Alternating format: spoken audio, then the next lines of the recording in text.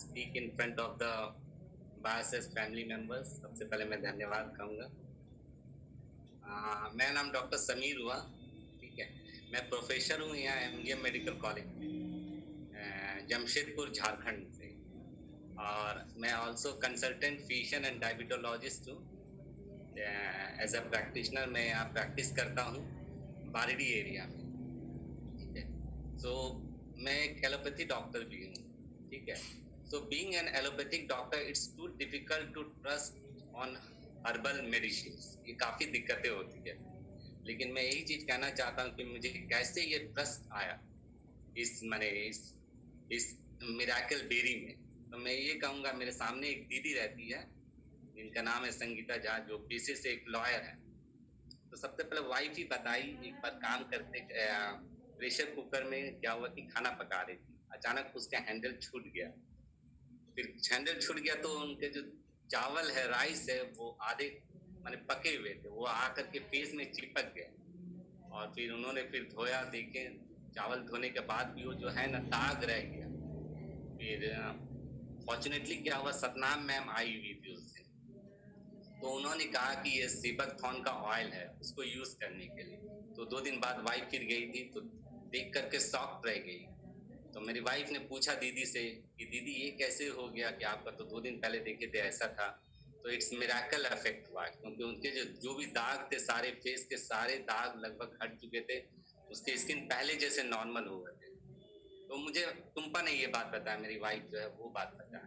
फिर मुझे एक परेशानी होती थी, मेरी कॉन्स्टिपेशन रहती थी, और मैं काफ़ी बिजी शेड्यूल होने के कारण मैं काफ़ी टायर्ड हो जाता था शाम को, क्योंकि मेरी शेड्यूल स्टार्ट होती थी राइट फ्रॉम मॉर्निंग। मैं सुबह 7 बजे से ही काम में लग जाता था, यहाँ से नर्सिंग होम जाता था, फिर अपने क्लिनिक होते थे, फिर वापस जॉब जाता था, फिर शाम को फिर आकर के फिर से क्लिनिक मुझे जाना पड़ता था। तो शाम को मैं देखता था कि मेरी बॉडी काफ़ी एग्जॉस्ट हो जाती थी, काफ़ी टायर्ड फील होती थी। तो उस समय मुझे यॉर्निंग भी आने लगती थी, काम करते करते मुझे एकदम जो होता है ना, जो यॉर्निंग आने लगती है, ठीक है। तो कहीं ना कहीं ये टायर्डनेस मेरे फेस में भी नजर आता था। तो दीदी के थ्रू मुझे सतनाम मैम के थ्रू एक वेलशैश का जूस मिला, तो वो मैंने कंज्यूम करना स्टार्ट किया। तो मैंने देखा कि 4 से 5 दिन में ही वो अपने आप में डिफरेंस फील किया। जो काफ़ी टायर्डनेस वगैरह जो फील होता था, वो अब सारा टायर्डनेस हट गया, काफ़ी एनर्जेटिक फील होता था right from the morning out. Evening में भी मेरा एनर्जी लेवल लगभग उतना ही रहता था जैसा फ्रेश मॉर्निंग में हुआ करता था। तो तब मुझे ये ट्रस्ट आया, और तब मुझे क्या हुआ कि सबको सजेस्ट किए कि भाई क्यों नहीं, आप डॉक्टर भी है, आपका इस प्रोडक्ट्स में विश्वास भी बढ़ गया है, तो आप क्यों नहीं ज्वाइन करें। तो मैंने सबसे पहले 1 लाख प्रोडक्ट मैंने 1 लाख दे करके इस ऑफर को मैंने एक्सेप्ट किया, और इस 1 लाख ऑफर में मुझे 70,000 का डीपी प्रोडक्ट्स भी मिले। तो लगभग 1,70,000। और मेरी धीरे धीरे क्या हुआ कि देखिए, जब मैं धीरे धीरे 1,70,000 का प्रोडक्ट का जो मुझे ये था, मुझे ऑब्वियसली ये तो मुझे घर में रखना नहीं था, कहीं ना कहीं अपने पेशेंट को रिटेल करना था। तो तब मैंने रिटेलिंग स्टार्ट किया। प्रेशर तो काफ़ी थी, लेकिन मैंने धीरे धीरे रिटेलिंग स्टार्ट की। मेरी रिटेलिंग फिर धीरे धीरे अच्छी होने लगी। मैं सब पेशेंट को रिटेल नहीं करता था, जो मेडिकल शॉप में बैठता था वहाँ मैं रिटेल नहीं करता था। मेरे घर में जो पेशेंट आते थे उसी से रिटेलिंग स्टार्ट हुई।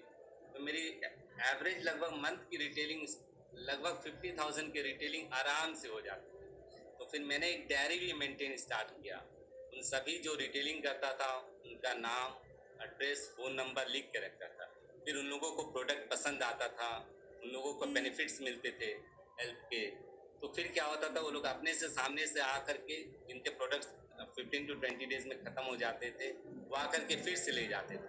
तो इसी तरह से कहीं ना कहीं एक ट्रस्ट बिल्डअप हुआ मेरे और मेरे पेशेंट या कह लीजिए या कंज्यूमर के बीच।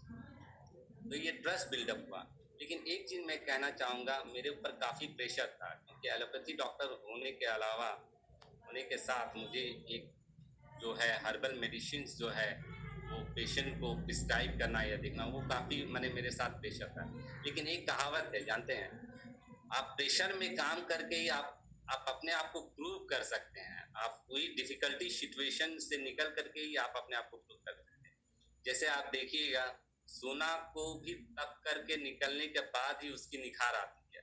तो कहीं ना कहीं मुझे भी ये फील हुआ कि रिटेलिंग करना आसान नहीं होता, बाहर रिटेलिंग करना, मार्केटिंग। तो लेकिन मैंने फिर रिटेल किया उस प्रेशर में, और मैंने अच्छा फिर रिटेलिंग स्टार्ट किया।